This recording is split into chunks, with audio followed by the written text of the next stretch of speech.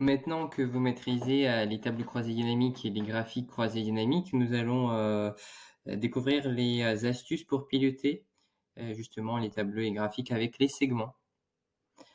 Nous avons toujours notre base de données des salariés, d'une entreprise, donc 24, personnes qui font partie des effectifs et donc au préalable, nous avons constitué les tableaux, croisés dynamiques. Il y en a 2, donc l'âge et sexe et l'âge, et qualification.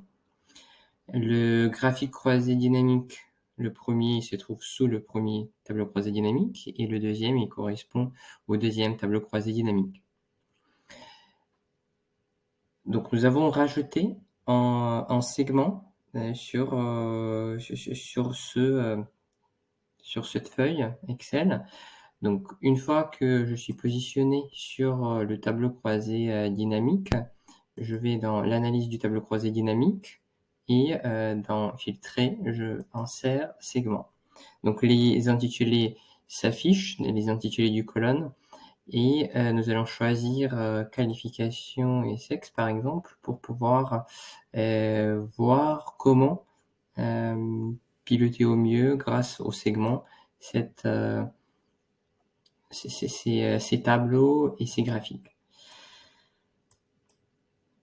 Donc le segment, je le raccourcis pour qu'il ne nous empêche pas la lecture des graphiques.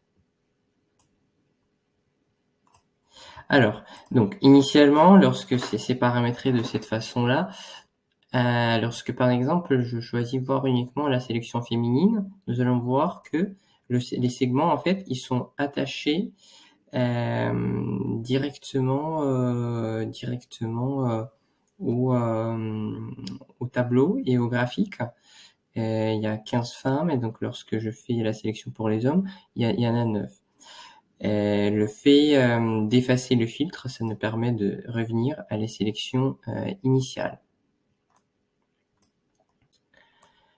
C'est la disposition suivante est disponible immédiatement parce que le paramétrage a été fait de la façon permettant le faire directement. C'est pas toujours le cas.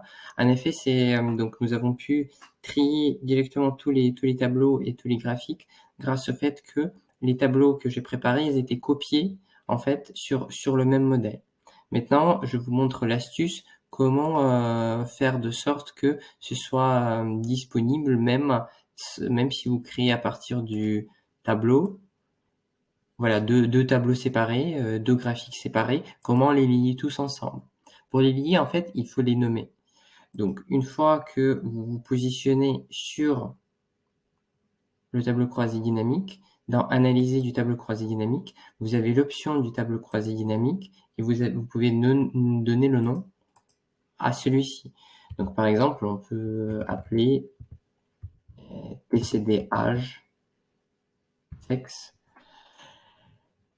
Deuxième, on va l'appeler âge qualification.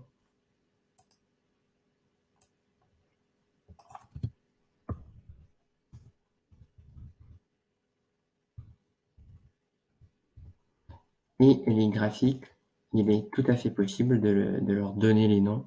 Donc c'est celui-ci, donc il est appelé graphique 4. Celui qui est à droite, graphique 5.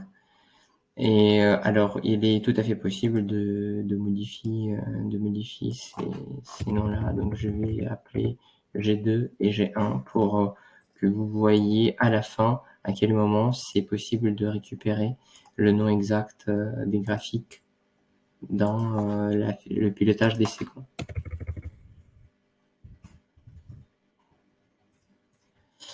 Donc, vous voyez à ce stade la disposition suivante.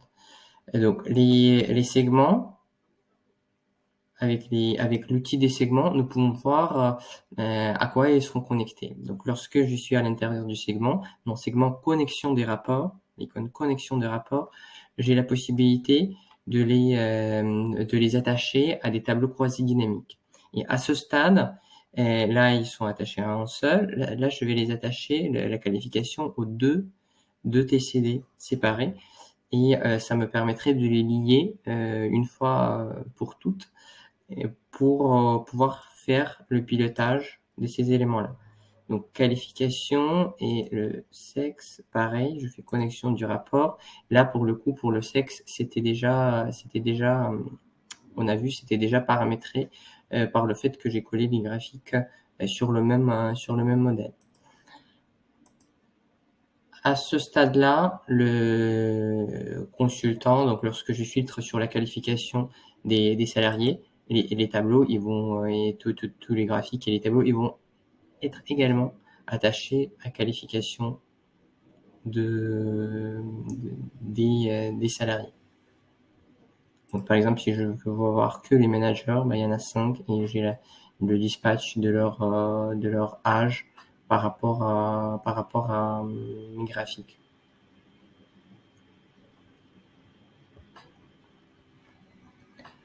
Donc voilà, c'est pour cette astuce pour lier vos segments à tous les tableaux croisés et tous les graphiques croisés dynamiques. Alors, est-ce que ça va fonctionner lorsque je reviens en arrière? Je vérifie est-ce que mon segment a été collé. Donc, ils étaient à la base non connectés à des rapports. Et lorsqu'il est non connecté sur ces rapports-là, et lorsque je filtre sur un élément, donc sur les consultants par exemple, il y en a 15. Donc, on voit que les consultants, lorsque ce segment n'est pas lié ou tous les graphiques en même temps, il ne permet que finalement piloter pour un exemple de tableau. Donc regardez, je recommence l'exemple, je rajoute un segment.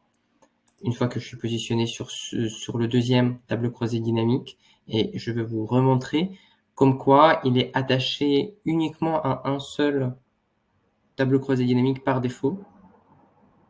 Et il ne va pas nous permettre de faire les filtres sur le premier tableau croisé dynamique. Donc, analyse de segments, j'insère le segment qualification.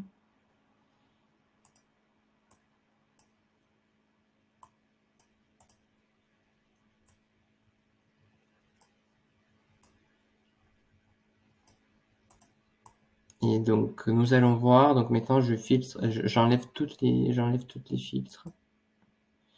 Et je fais le filtre sur qualification consultant.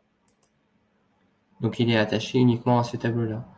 Et pour le lier, donc je répète, pour le lier à tous les tableaux croisés dynamiques, dans connexion du rapport, il faut cocher les noms de tous les tableaux. Donc pour le coup, H-Sex, c'est le premier tableau croisé dynamique. Là, je l'attache aux ces tableaux-là.